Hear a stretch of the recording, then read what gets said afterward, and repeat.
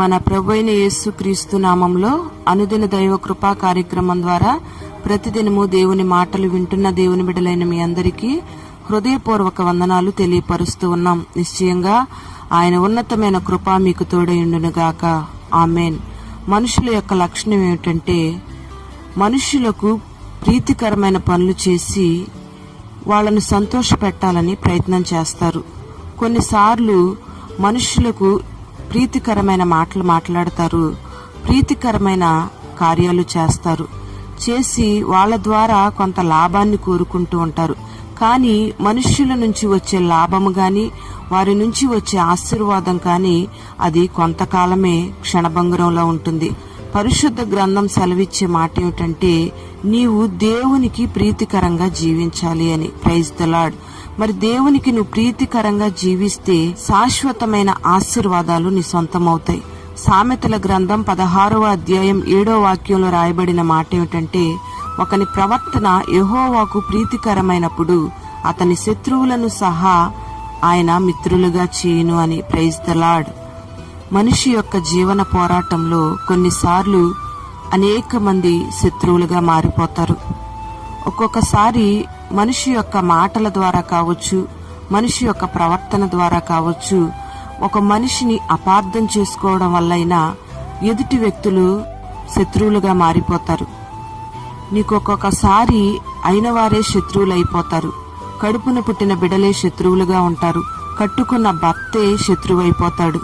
ప్రియ దేవుని బిడ్డ, శత్రువు అంటే మనల్ని దోచుకునేవాడు, శత్రువు అంటే మనల్ని నాశనం చేసేవాడు, మన సంతోషాన్ని ఓర్చుకోలేనివాడు. ఓ రకంగా చూస్తే మనల్ని పాడు చేయాలని అనారోగ్యం మనకి శత్రువుగా ఉంది. ఆర్థికమైన ఇబ్బందులు మన మనసుకు నెమ్మది లేకుండా శత్రువులుగా మారిపోయాయి. కుటుంబంలో మన సమాధానాన్ని పాడు చేయడానికి అసమాధానం అనే శత్రువు పొంచి ఉంది. బిడ్డలేమో తల్లిదండ్రుల మాట వినకుండా అవిధేయత అనే శత్రువు ఇంటిలో ఊరేగుతుంది. ఓ రకంగా ఆలోచన చేస్తే ఇంట బయట అన్ని మనకి శత్రువులుగానే కనబడుతూ ఉన్నాయి.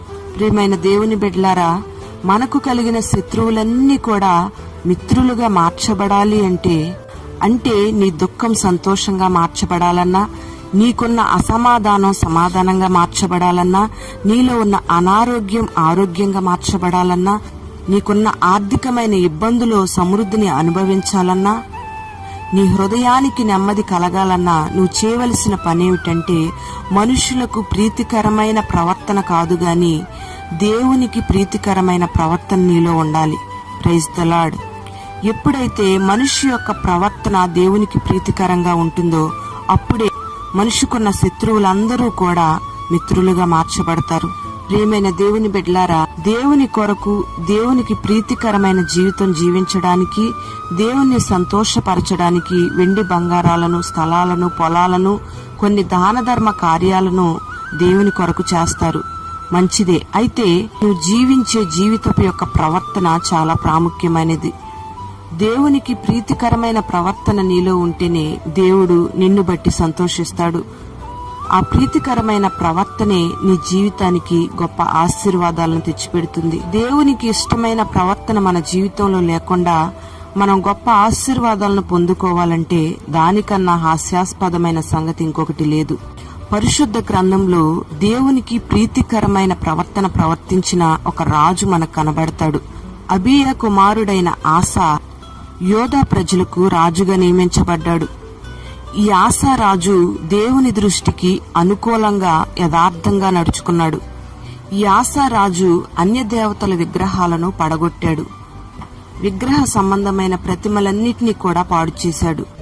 అంతేకాకుండా వారి పితరుల దేవుడైన యెహోవాను ఆశ్రయించడానికి, ధర్మశాస్త్రాన్ని బట్టి వాటి విధులను బట్టి క్రియలు జరిగించడానికి యోధా వారికి ఆజ్ఞాపించాడు. యోధా పట్టణంలో ఉన్న విగ్రహ సంబంధమైన ఆ గుర్తులన్నిటినీ కూడా తీసేశాడు. ఈ రీతిగా ఆసారాజు దేవుని దృష్టికి అనుకూలంగా నడుచుకోవడమే కాకుండా యోధా ప్రజలందరినీ కూడా దేవుని వైపు మంచి మార్గంలో నడిపించాడు. ఈ యోధా రాజు ఏలుబడిలో ఆ రాజ్యం అంతా కూడా నెమ్మదిగా ఉంది. ఆ సంవత్సరంలో అతనికి యుద్ధాలు లేకుండా దేశమంతా కూడా నెమ్మదిగా ఉంది. ఆ సమయంలో యోధా రాజు ఆ పట్టణానికి ప్రాకారాలను కట్టించాడు. అంతేకాకుండా ఒకానొక దినమందు కూషీయుడైన జరాహు సైన్యం వేవేల మందిగా యోధా పట్టణం మీదికి యుద్ధానికి వచ్చినప్పుడు దేవునికి ఇష్టమైన ప్రార్థన చేశాడు. తన సొంత బలం మీద, తనకున్న సైన్యం మీద, తనకున్న బలగం మీద ఆధారపడకుండా దేవుని మీద ఆనుకొని ప్రార్థించాడు. శత్రువులు ఎదురుగా నిలబడినప్పుడు ఈ ఆసారాజు అంటాడు కదా, దేవా నీవే మా దేవుడవు, నీకన్నా మాకెవరూ లేరు, నీవే మా దేవుడవు, మాకు సహాయం చెయ్యి, నిన్నే నమ్ముకున్నాము, నీ నామాన్ని బట్టే ఈ సైన్యాన్ని ఎదిరించటానికి మేము బయలుదేరాము, విస్తారమైన సైన్యం చేతిలో మేము ఓడిపోకుండా మాకు సహాయం చేయడానికి నీవే మాకు దేవుడవు, మేము నీ పక్షంగా ఉన్నాము గనుక వారు మాతో యుద్ధం చేస్తే నీతో యుద్ధం చేసినట్టే, ఈ నరమాత్రుల్ని ఏమాత్రం మా మీద జయమొందనియొద్దు అని దేవుని ఎదుట తన్ను తాను తగ్గించుకొని ప్రార్థన చేశాడు. చూడండి, ఆశ చేసిన ప్రార్థన దేవునికి ప్రీతికరంగా మార్చబడింది. పరిపాలన చేసే విషయంలో ఒక అధికారిగా దేవునికి ఇష్టమైన ప్రవర్తన ప్రవర్తించాడు. అందుకే ఆసారాజుకు శత్రువులపైన జయమిచ్చాడు. ప్రియమైన దేవుని బిడ్డలారా, ఈ ఆసారాజు దేవుడు కోరుకున్నట్టుగానే ఆరాధన చేశాడు. నీ దేహము దేవునికి ఆలయంగా ఉందా? లేదా దేవునికి ఇష్టం లేని విగ్రహ సంబంధమైన కార్యాలు గాని, మనుష్యులను సంతోషపెట్టే అనుభవాలు గాని నీ హృదయంలో ఉన్నాయా? దేవుని కంటే ఎక్కువగా నువ్వు దేనిని ప్రేమించొద్దు. ధనాశ, వ్యర్థమైన ఆచారాలు, వేషధారణ, సుఖానుభవం, లోకాశ ఇవన్నీ కూడా హృదయంలోంచి తొలగించబడితేనే దేవునికి ఇష్టలంగా మార్చబడతాం. ఆత్మతో సత్యముతో ఆరాధన చేయగలిగినప్పుడే మన జీవితాలకు నెమ్మది కలుగుతుంది. మన ప్రవర్తన, మన ఆలోచనలు, మన ఉద్దేశాలు, మన క్రియలన్నీ కూడా దేవునికి ఇష్టంగా మార్చబడతాయి. ఎప్పుడైతే దేవునికి ఇష్టంగా మన ప్రవర్తన ఉంటుందో అప్పుడే మనకున్న సమస్యలన్నీ కూడా చదును భూమిగా మార్చబడతాయి. మనకు శత్రువులుగా ఉన్న సమస్యలన్నీ కూడా మన ముందు సాగిలపడతాయి. Praise the lord. మరి దేవునికి ప్రీతికరమైన ప్రవర్తన ఈ మాటలు వింటున్న మనకందరికీ దేవుడు అనుగ్రహించునుగాక. ఆమేన్. పరిశుద్ధుడా, ప్రేమాస్వరూపి, దయగలిగిన తండ్రి, నీకు స్తోత్రం చెల్లిస్తున్నాం. ఈ దినాన ఈ మాటలు విన్న నీ బిడలను మీరు పేరు పేరున దీవించమని ప్రార్థన చేస్తున్నాం. నీ బిడల యొక్క ప్రవర్తన నీకు ఇష్టంగా మార్చబడడానికి మీరు కృపను అనుగ్రహించండి. శత్రువులుగా ఎదురాడుచున్న సమస్యలన్నిటినీ కూడా సమాధానకరంగా మీరు మార్చమని ప్రార్థన చేస్తున్నాం. మీరు మాకు మాట ఇస్తే దాన్ని నెరవేర్చుటకు సమర్థుడవు నాయనా. ఆ యొక్క మాటల్ని మేము నమ్మి విశ్వసించి ఆ మాటల ప్రకారం మేము నడుచుకోవడానికి మాకందరికీ మీరు కృపను అనుగ్రహించమని ప్రార్థన చేస్తున్నాం.